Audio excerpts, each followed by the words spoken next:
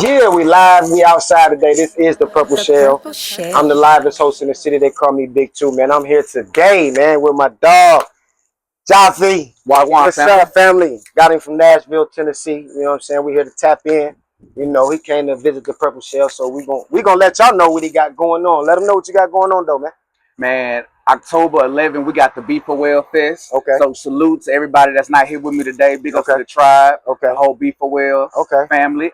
Man, we also got new music out. Okay. Black Men Don't Cry. Oh, Black Right? Men Don't Cry. How'd you come up with that? I came up with that, man, just trying to tap more into my vulnerable side as an artist. Okay. I don't really talk a lot about, what made me become Okay. the man I am today and what kind of pushed me into the streets when I was young. Oh, but we're gonna do that today. That part. We're gonna do that today. That You know what I'm saying? We're gonna give them some insight on where you come from and how you came up and your trajectory of what you're doing right now. Yes, so you coming from Nashville, Tennessee. You know what I'm saying? I know you jumped into the streets. You know, give us a little bit about that, about your environment and how you came up. Indeed, bro. So like my environment, Nashville, Tennessee, metropolitan area. Right. Right. I come from a very, I would say, low income neighborhood, right? Single parent home. My father was in my life, but like wasn't as active in my life, right? So he was there, but like he dealt with some like mental issues that kind of made it difficult for him to show up as a father. Right. And me not understanding as a child, bouncing around from home to home. My mom, she did work, but it was hard for her to work and watch two boys at the house. So, seeing my big brother play basketball, I was thinking like, shit, big bro gonna take us to the league, with his skills. But I would get impatient as a child because it's like certain things that either I wanted or certain things that we were dealing with, like the lights getting cut off, the water getting cut off, right? Dealing with the everyday struggles of a young man trying to figure out, what role do I play watching my mother deal with these issues. And man, naturally, bro, from being a young kid in Nashville to living mischievous at first and just getting into like little petty trouble. Man, that petty trouble, led me up to when I was 15, doing a crime of attempted murder, special aggravated robbery, and sending me up to prison for 12 years. And once I got caught up on that charge, they ran my record back and added some other charges to that case, right? Which just, we just added on more time, but eventually I ended up getting a full 12 years. I did 6.5, came home, and I've been out since I was 22. I'm 34 today. You know what I'm saying? But that's really like my beginnings, you know what I'm saying? Growing up in Nashville. Yeah, man. So we're after your your transgressions, going up the road, doing your time and things of that nature. Where did the music come in for you? Where did the music come in for? Yeah, where did the music play its part at? The music didn't play a part, man, until I would say I was about 18, 19. I feel like growing up in the hood, we all rap in the lunchroom. I think that's just something we know doing now. Video games, rapping. Me and my cousins do that in pastime, but I think like music didn't really become a factor in my life until I was about 18, 19. Once I started to like exit out of like the gang banging lifestyle, street mentality, and I started to gain knowledge of self, and I started to wanting to use my voice to like reflect my current path that I was on. Because in the past, I would use my voice to reflect, my old path that I was on, right? And my music sounded a whole lot different. So for me, music didn't really start to be a factor till about 19, and just wanted to. I was just trying everything, man, to try to transfer out something new with the old. You know what I'm saying? And also which led to my name, Jaffee, and my path. Right. So it's like once I was able to better understand myself, I started to understand how I want to be involved in the music industry. I didn't want to come in as a just a regular artist. I wanted to come in as my full self. And what that means is I'm doing everything from the music to the books, to the films, you know, like I'm trying to have my hands in all of it because my creativity is not limited to just hip hop. Okay. Yeah, man. Okay. That's a dope, you know, insight on what you do. Now, outside of the music, you know, you are a voice for your own people. Yeah. As being an activist, you know, you've been writing books and things of that nature. What made you want to, you know, be that voice? What made you want to, you know, take that role? Because nowadays, and I'm not here to speak as an activist or one of those people that say, oh, we need to do this, we need to do that. But like, what made you want to be that voice to say, you know what? I want to be that backing behind my people. I want to be able to give insight. I want to be able to get this intellect that I have to my people to grow. What made you want to take that aspect on? Man, I would say what made me want to be the voice is not having a voice. Right. I'm not able to point to anybody in the eco-conscious world who represents in the way that we do at B4L or Recycle Reinvest, right? Because what made me want to do what I do is, man, I don't believe that we can address the issues in the community if we're not addressing the issues within ourselves. You get what I'm saying? So, like, I did a lot of self-work to get to the point to have a team. I did a lot of self-work to get to the point to have a business. You get what I'm saying? And it's like, that's not something that is, I feel like, put out there enough. You know, I think as Black people, it's very important that we control our narratives. It's very important that we define ourselves for ourselves, right? Because how we approach sustainability as Black people or Indigenous people is not the same how others may approach sustainability. Right? Some people may approach sustainability or may approach this eco-conscious world from a scientific, right? Or from a philosophical. We approach this from a more ancestral approach, a more indigenous approach, a more practical approach. It's like, you know, how can we help people not only better communicate it, but also be a part of it, right? When we talk about a culture of cleanliness, when we talk about a culture of healthy eating, when we talk about a culture of healthy hip hop, right?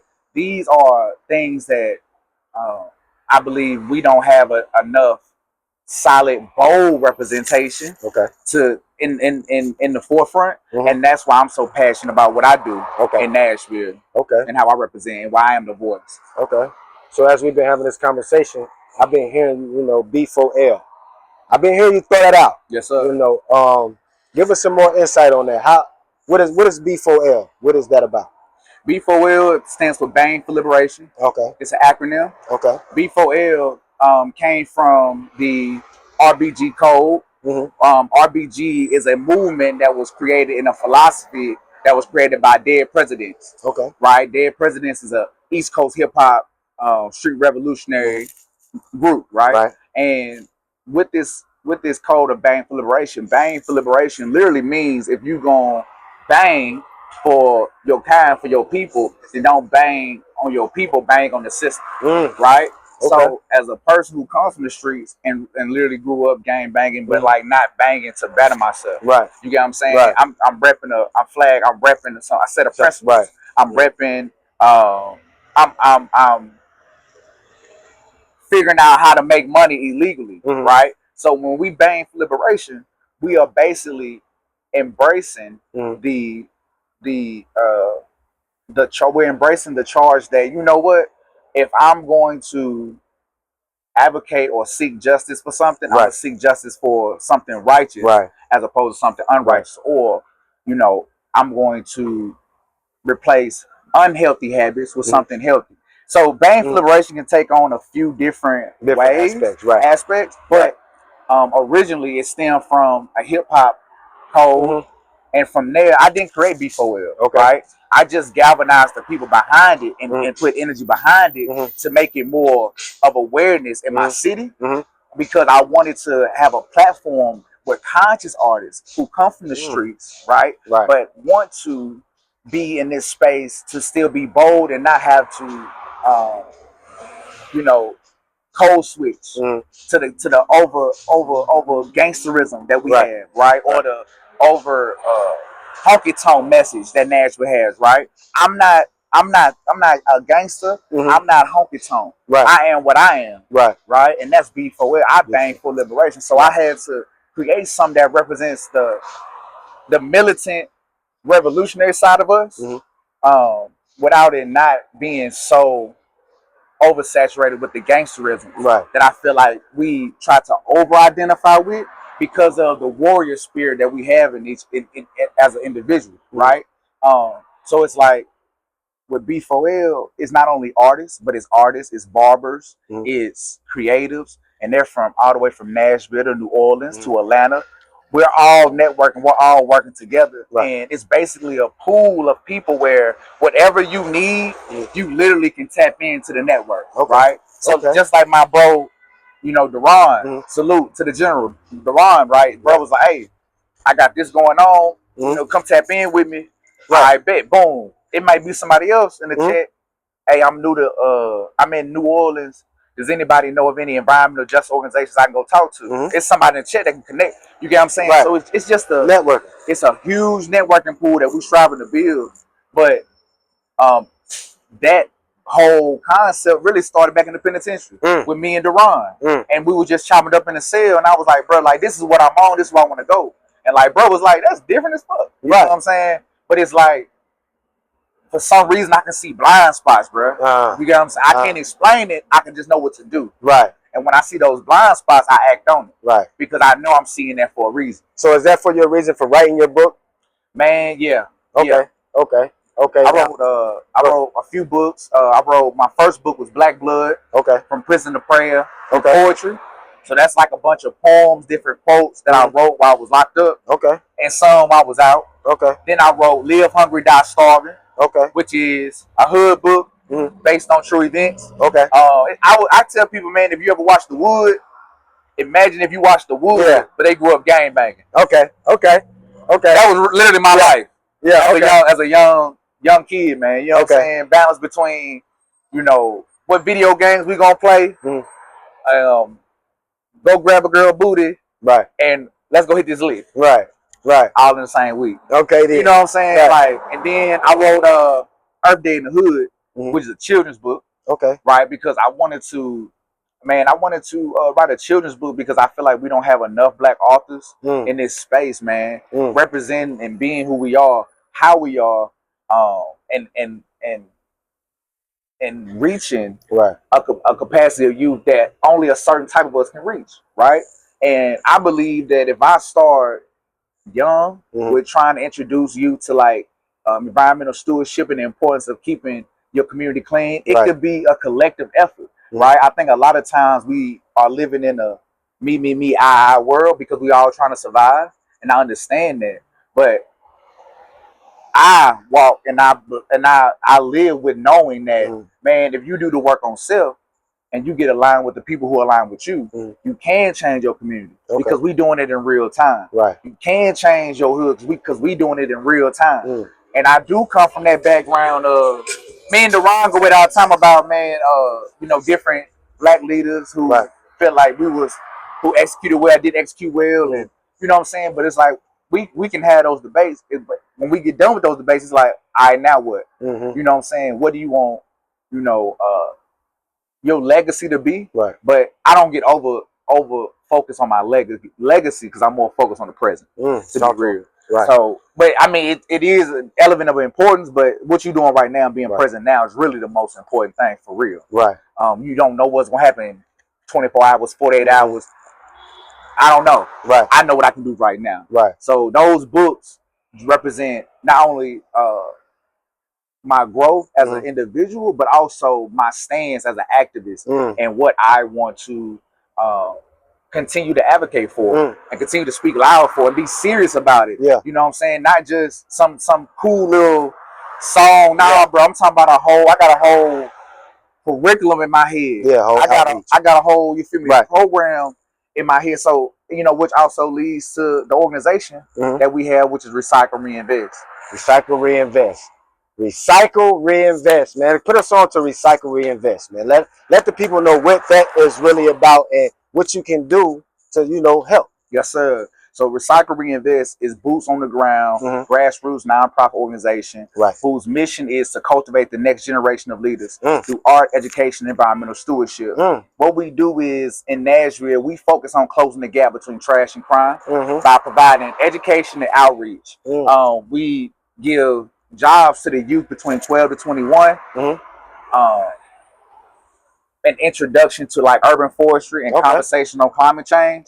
But also get hands-on learning experience, planting trees and picking up trash, right? Because we want to get you started in that age group, you know, thinking about careers, thinking about, you know, what career do you want to go in if you're interested in being in arborist, or if you're interested in being your own businessman, have a landscape business, right?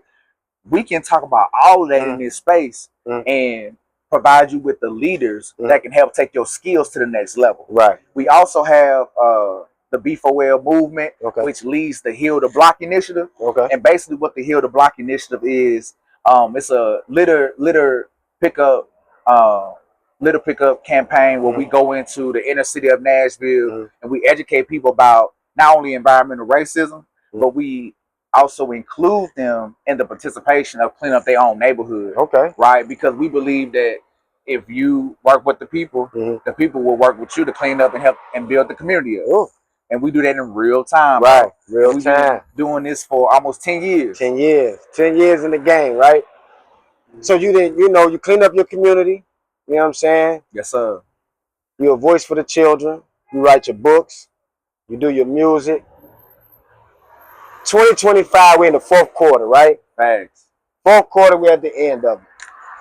What Jaffee got coming, man? What you got in the vault, man, that you finna bring out that you feel like the community need to see or hear? Next thing that's coming out the vault, man, is the B4L documentary. The Environmental Justice Army. Yes, sir. Then.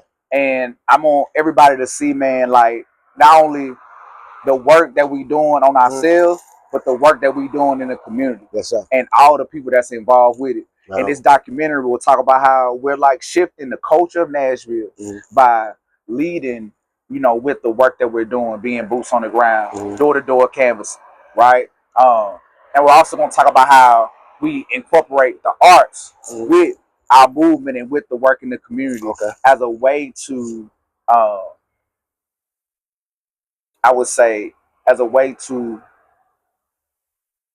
create that impact that we want to leave behind for future generations. Yeah, so that's what's next, man. B4L documentary coming soon, bro. Coming 2026. Soon, coming soon, man. This is the Purple Shell on the Move, man.